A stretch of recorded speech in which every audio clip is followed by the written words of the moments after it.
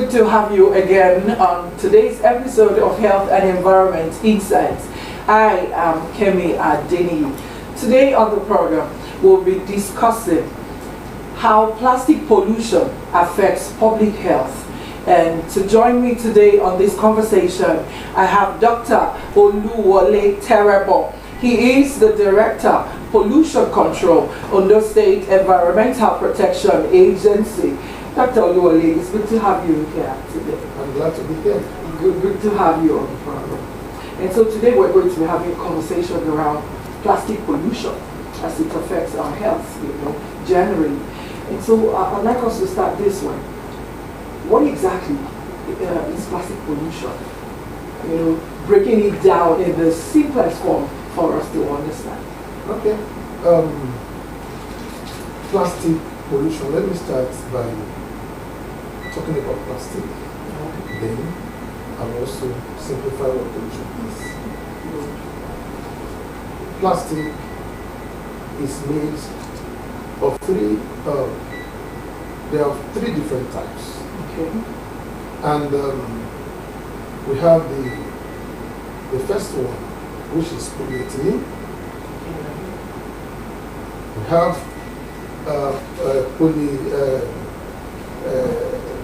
bisphenol and the polyvinyl chloride. These are three types that forms what is called plastic. And they have their different uses. Then the polyethylene, they are used in packaging, like the styrofoam and all of that. Use this one packaging foods. Then the other one is, they are the one that are used in the medicals and the automobiles. Making some of the products of automobiles and in the medical circle. Then the polyvinyl chloride, they are the ones that are used in buildings in our home, called PVCs. So let's come back to pollution. Now, pollution literally means altering the environment. When you alter or you degrade the environment in any form, the air, the water, and the soil, then we see what is called pollution. Then we're coming back to plastic pollution now. Right. Plastic pollution is the accumulation of plastics into this media, air, land, and water. Now, how is plastic so safe for our daily lives? How do we identify the types? You have enumerated the different types we have that makes up what is called plastic. Now, how do we individually identify the type of plastic that is safe for use? Well, when you talk about plastics, like I said, the one-time use plastics, they are not good for our use because plastics, they are non-biodegradable. They don't degrade. And when we use some of these plastics, what is next is we dispose indiscriminately into the environment, because most of the users, they don't even know how to manage these plastics, and they throw it away into the environment. And these plastics, they will find their ways into our water bodies, lakes, and streams. Okay, now because we're also aware that there are some health and environmental risks that this plastic constitute. Why is it still generally acceptable if they constitute some form of health hazard to us? Well, let me take us back. In the 50s, the number of plastics that we generate that time is about 2 million tons. Okay. But at that time? But in a period of about 70 years later, we produce as much as 450 million tons of plastic. You can see the trajectory. is so huge. That's a lot. And it is not unconnected to population explosion, but I think we should work to ensure that we minimize the production, we minimize the use, and we encourage or we discourage the use of one-time plastic, like the styrofoam that we use in parties, because they are non-biodegradable. They don't break down. I'd like you to really give us a better explanation, especially as regards the use of styrofoam. Because I know at some point the Lagos State government had to put a sanction on those food handlers that make use of them. Now, what health hazard do styrofoams cause you? Of course, when this styrofoam gets their way to the streets, in a low-income communities, possibly they are burnt, indiscriminately open burning. Okay. You know what that means? It is not encouraging. Yeah. When you burn this styrofoam, it releases some chemicals into the air, like fine particulate matters. And you know the beginning of this is that it's going to increase the greenhouse gases. Gases like carbon oxide, which is normally referred to as carbon dioxide, and other chemicals, and some heavy metals. They escape into the air, which alter the atmosphere, alter and give rise to ozone layer depletion, which is one of the global concerns today when we're talking about climate change. Okay, now let's take plastic. Then that is about burning.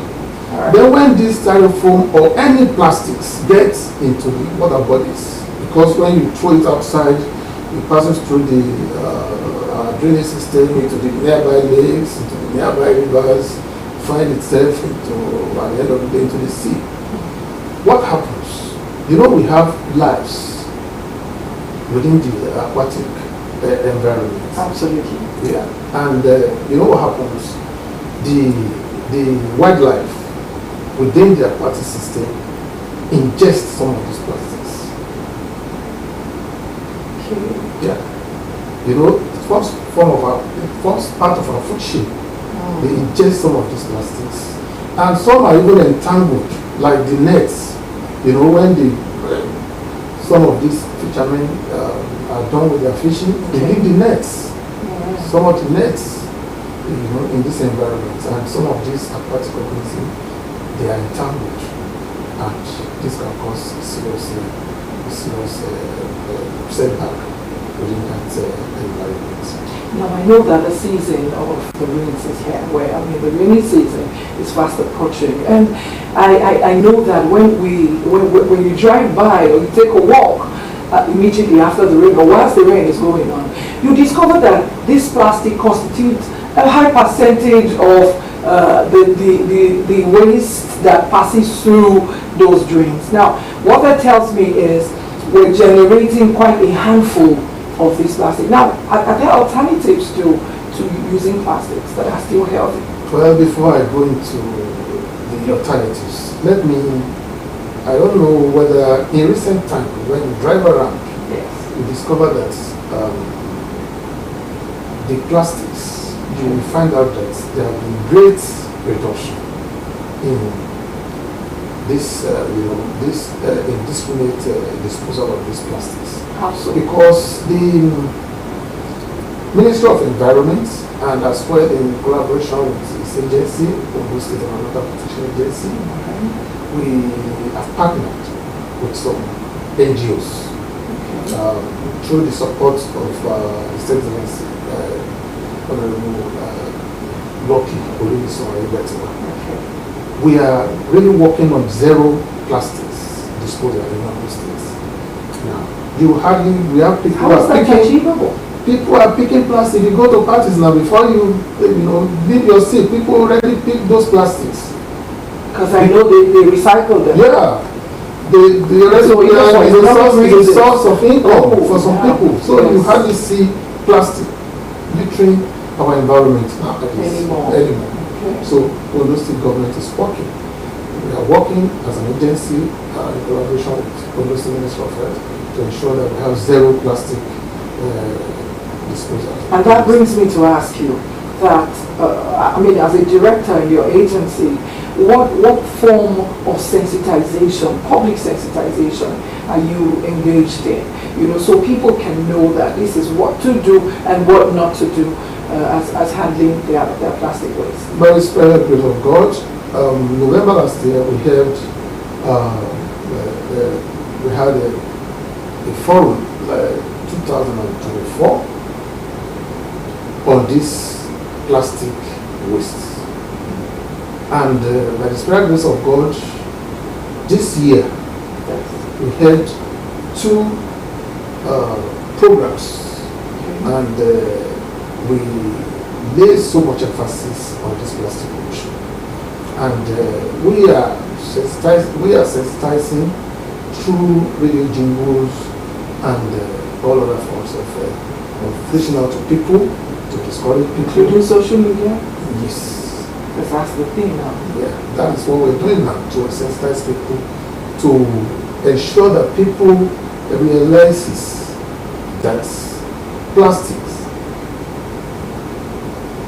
is not good for us.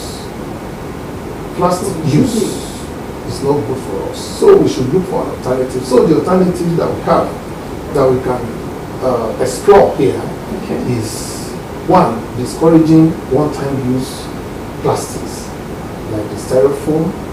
You know. Then again, we are also trying to ensure that plastics, like I said, you hardly find plastics around. You know, are recycled, are recovered, recycled, and reused. So with that, people, plastic will not be plastic pollution will be a thing of the past in the States. And that is the level at which we are right now.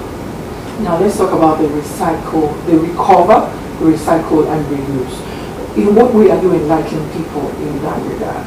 That they should ensure at some point here of this program we were taught that we need to compartmentalize our waste. And so how do we handle these plastics in such a way that it doesn't have to be with our general waste, and that's a source of recovery, right? Now, how do we recycle? Does your agency have recycling machines, or how do people recycle them in Ondo State, for instance?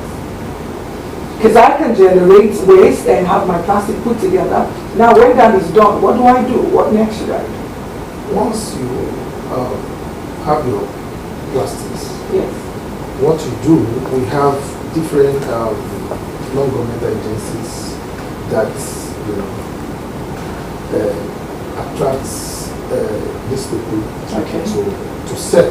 Right. So when they are sold, that is the aspect of recovery. Also, we can actually generate money off it. Yeah, that sounds interesting to me, and I'd like you to pause a little. I mean, as a woman, the mention of money will trigger my interest. And so I'd like you to pause a little. After the break, we'll come back to that. We'll go on a short break now. When we return, this conversation on plastic pollution will continue. Stay with us.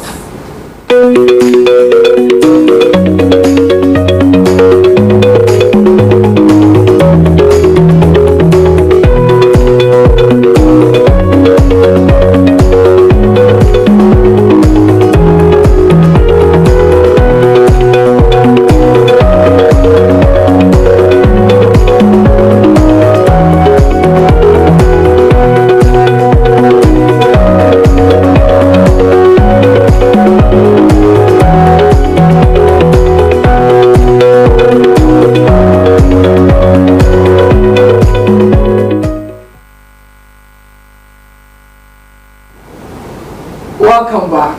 If you're just joining us, this is Health and Environment Insights on Osrc television. And today on the program, we've been discussing plastic pollution as it affects public health.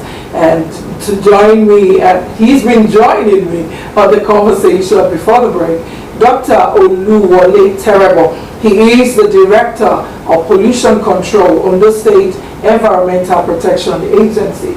Now, before we went on break, we were talking about recycling as a means of generating income. Now, can you elaborate on that? Can you tell us more about it? In developed countries, Yes. when you return your plastics, you get some discounts. I think these are the programs we are working on. Okay. You know, so that when you buy something that has plastic packages, when you return, then you get some discount. But in Nigeria here, I think we have recycling factories all over the place, and I think this has encouraged people, you know, to look for plastics and sell. So when they sell, these are recycled and reused. Like in those days, when you choose your plastic, you just throw it indiscriminately into the streets. True. And it constitutes a lot of hazards. Is it by burning? Is it that when they find its way to the aquatic environment, you know, ingested by these wildlife, constitute pollutants, you know, even navigation within the aquatic environment very difficult, and all of this, if we are able to, you know, get these plastics from the users, get them recycled, and it can be remolded into something else, you know, that will be of benefit to the society. I know that if plastic is recycled, it can be made into plastic bags, you know, shopping bags, and they hold on, you know, buckets, all other plastic products. Now, aside that's a part A. How in Ondo State are we buying into this? Now, I'm also aware that there is some applications now in some parts of the country where on the click of your phone, you can request for your plastic waste to be picked. It is scaled, and they give you some units.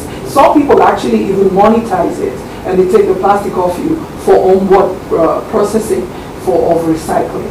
Now, do you have such programs or applications in use in your office as a director? Right now, do you have such program, but we're working on that.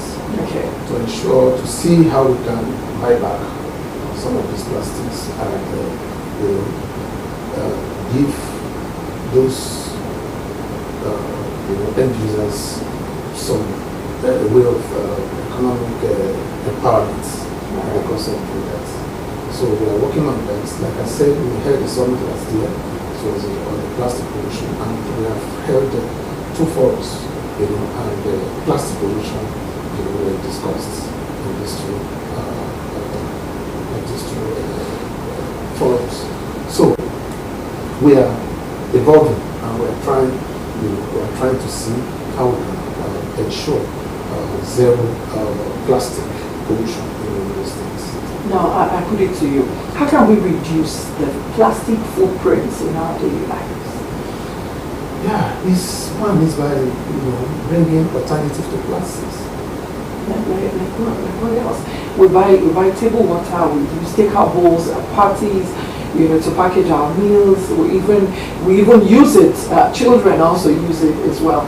Now, most of the time when you have a party and you do not want people, it's not the type that is banquet where people see it. You can actually package food and give them to consume. And we're also aware that some people say it's actually not healthy to put such plastics in the microwave to warm your food. Now, give us a form of enlightenment in this regard, you know, so we can have a healthier life. Oh, right. That's a very good question. I'm thinking, you see, the use of plastic should be discouraged. The plastic, at times you see, the plastic we're talking about, some will even put it in microwaves, some will put, we have some chemicals. Like I told you the other time, I said polyethylene is a chemical, polypropylene is a chemical, polyvinyl chloride is also a chemical. All these things are different types of chemicals, are different types of chemical composition, they are made of plastics. Now, this plastic, even in the course of making these plastics, we have, they will put in color, it's a chemical. They put in additives, these are chemicals. They put in flame retardants, these are chemicals. They put in stabilizers so that they won't be easily degraded. All of these are, infused into these plastics. Are you what I'm saying? Yeah. So when you now this plastics, when you now, for instance, some people, when you microwave your food, yes, and at high temperature, when you subject these plastics, under high temperature, yes, it releases some chemicals into that food. Well, we're made aware that there are some of these plastics that have inscription on them that they are microwave safe. I don't think there is any. As long they are made of polyethylene, polypropylene, or which I've mentioned some of these things that are added to these plastics. Yes, flame retardants,